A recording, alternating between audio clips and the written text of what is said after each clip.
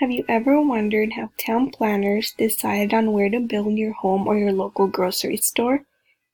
Town planners adhere to laws and regulations that set standards to where homes and other buildings can be built, such as zoning regulations, location of utility lines, and building codes. The construction of homes and buildings outside of city limits is known as urbanization. Although urbanization comes with some positive outcomes such as opportunities for economic growth, increased efficiency, and greater employment opportunities, its negative impacts on the environment far outweigh the positive outcomes, including higher water and air pollution, increased runoff, waste disposal problems, and destruction of wildlife habitat.